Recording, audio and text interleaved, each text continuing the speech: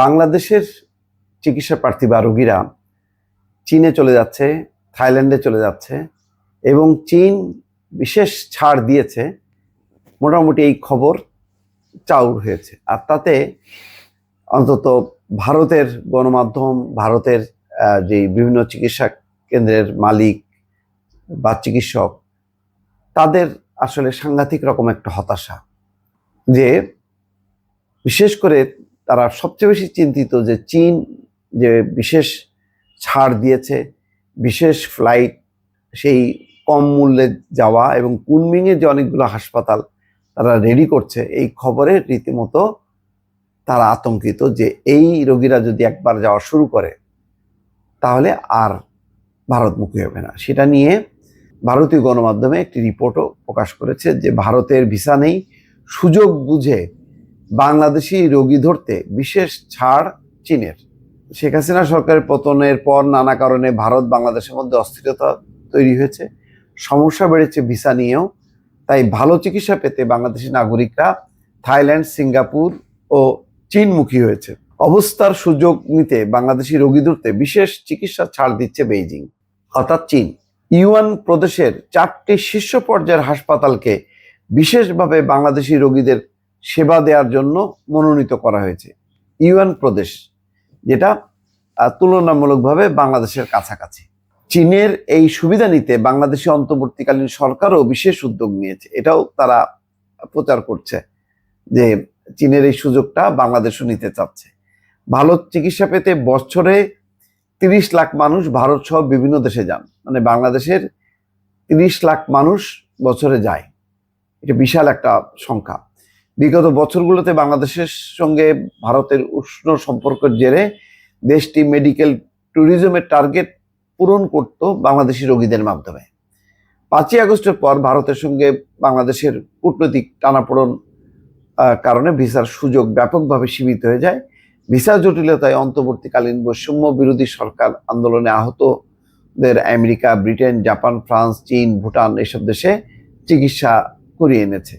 Thailand এবং সিঙ্গাপুরের মতো দেশে চিকিৎসা খরচ ভারতের তুলনায় বেশি হয় সাধারণত রোগীদের জন্য আর্থিক চাপ হয়ে দাঁড়িয়েছে। অনেকে বিকল্প হিসাবে চীনকে বেছে নিয়েছে।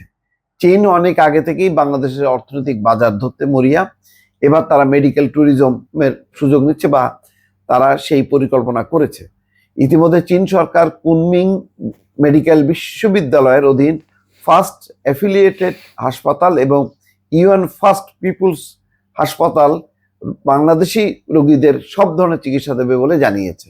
বিশেষায়িত হাসপাতাল হিসেবে ফু ওয়াই কার্ডিওভাস্কুলার হাসপাতাল এবং ইউয়ান ক্যান্সার হাসপাতাল ডেডিকেটেড ঘোষণা করা হয়েছে। গত মাসে কয়েক ডজন বাংলাদেশি চিকিৎসক চিকিৎসার জন্য সেখানে ভ্রমণ করেন।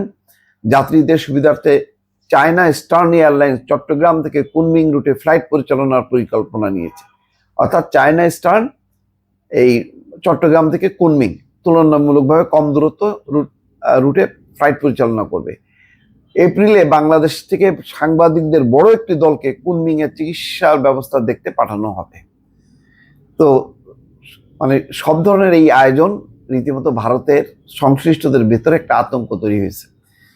হয়তো ভারত আবার অত্যন্ত ঝানু প্লেয়ার, তারা হঠাৎ করে দেখা যাবে যে এই ভিসার দুয়ারটা খুলে দিয়ে এটা ঠেকানোর চেষ্টা করবে এবং সেই প্রবণতাটাও হয়তো তারা শুরু হয়েছে। কিন্তু এখনো পর্যন্ত সেই সিগন্যাল না পাওয়াতে আলটিমেটলি যদি ভারত এইভাবে আরো 5-6 মাস গো ধরে বসে থাকে তাহলে মোটামুটি বাংলাদেশের রোগীরা একটা রুট বের করে ফেলবে এবং চীনে যদি একবার যাওয়া শুরু করে, চীনের চিকিৎসা অনেক উন্নত মানের ভারতের তুলনায়, ফলে তারা আর ভারতমুখী হবে না। এবং আরেকটা খবর সেটা হলো যে প্রধান উপদেষ্টার বিশেষ প্রতিনিধি ডক্টর খলিলুর রহমান বাংলাদেশে একটি আন্তর্জাতিক মানের বিশেষায়িত হাসপাতাল তৈরির ব্যাপারে চীনের সরকারকে অনুরোধ করেছিলেন। চীন রাজি হয়েছে। রাজধানীর শাহবাগে বাংলাদেশ মেডিকেল বিশ্ববিদ্যালয়ের এই সেন্টার স্থাপন করা হবে। ভারতের পর বাংলাদেশ থেকে বেশি রোগী যায় থাইল্যান্ডে। ঢাকা শাহজালাল আন্তর্জাতিক বিমানবন্দর থেকে সপ্তাহে 14টি ফ্লাইট পরিচালনা করছে থাই এয়ারওয়েজ। যাত্রীদের চাপ এড়াতে থাইল্যান্ড ডিসেম্বর থেকে বাংলাদেশিদের ই ভিসা দিচ্ছে। এর বাইরেও ইরান, মালয়েশিয়া সহ বেশ কয়েকটি দেশে বাংলাদেশি রোগীদের নিয়ে মেডিকেল ট্যুরিজম শক্তিশালী করার উদ্যোগ নিয়েছে। এই মুহূর্তে বিশ্বে মেডিকেল ট্যুরিজমের পরিমাণ 20 থেকে 30 বিলিয়ন ডলারের, যার 1/3 নিয়ন্ত্রণ করে ভারত। দেশটির 20 থেকে 30% বাজার বাংলাদেশিদের রোগীরা নেয়। ভারতের দুয়ার বন্ধ হওয়ায় চীন সুযোগ নিচ্ছে। তার মানে দেখেন, শাহবাগে যে পিজি হাসপাতাল, সেখানে একটা সেন্টার তারা স্থাপন করবে। তো সেন্টার স্থাপন করে সেখানে তারা কিছু চিকিৎসা দেবে, আর হলো ওই রোগীদের অবস্থা বুঝে তারা রেফার করবে চীনে যাওয়ার জন্য।